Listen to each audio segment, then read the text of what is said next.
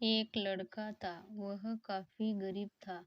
उसके पास ना तो कुछ खाने को था और ना ही रहने को घर था। वह अपने दोस्त के घर रहा करता था। उसने एक छोटी-सी कंपनी में पेंटिंग का काम करना शुरू कर दिया। धीरे-धीरे उसके पास काफ़ी पैसे भी हो गए। बाद में वह काफ़ी धनी भी हो गया, लेकिन अभी भी उसके अंदर कुछ कमी का एहसास होता था। जब वह छोटा था, तभी उसके माता-पिता इस दुनिया से चले गए थे। उसने कभी प्रेम को नहीं जाना था। एक दिन जब वह अपने किसी काम से बाहर गया था, तो उसे एक लड़की दिखी, जो कि काफ़ी अच्छी और खूबसूरत थी। उसको देखते ही इस लड़की को उस लड़के से प्रेम हो गया। वह काफ़ी देर तक उस लड़के को देखती रही। कुछ देर बाद वह लड़की वहाँ से चली गई। कुछ दिनों तक यह लड़का उस लड़की को खोजता रहा, लेकिन वह लड़की न मिली। लेकिन नियति ने उस लड़की से इस लड़की को मिला दिया।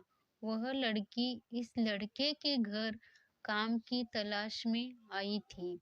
लड़के ने लड़की को तुरंत घर के काम के लिए रख लिया।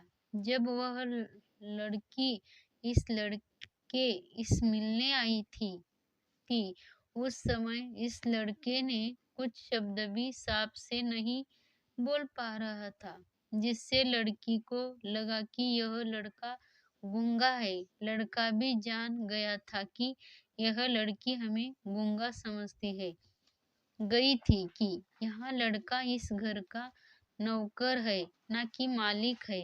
अब जब भी यह लड़का उस लड़की के पास जाता तो गूंगा बन जाता है। धीरे-धीरे वह लड़की इस लड़के पर काफ़ी रहम खाने लगी। अब उसे इस लड़के के लाचारी पर प्यार होने लगा, लेकिन फिर वह लड़की एक बात से डरकर पीछे हट जाती थी। इस लड़की के भी माता-पिता बचपन में ही मर चुके थे। जिंदा रहे यह लड़की उसके खाने और पीने का पैसा दे। लड़की का प्रेम हद से भी बाहर जाने लगा।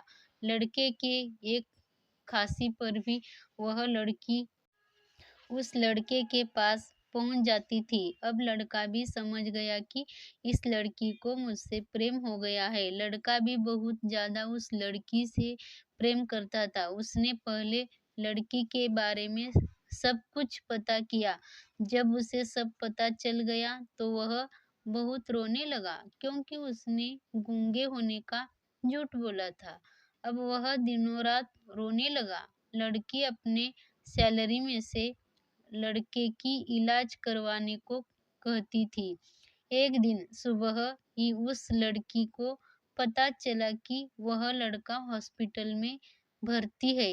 वह दौड़ते हुए जब हॉस्पिटल में पहुंची तो उसने देखा कि लड़का बेड पर बेहोश पड़ा है। उसके आसपास काफी मशीन लगी हुई थी। जब लड़की डॉक्टर के पास पहुंची तो वहां पर डॉक्टर ने उसे बताया कि लड़का अब बोल नहीं सकता है। उसने अपनी जीभ को कटाने की कोशिश की है।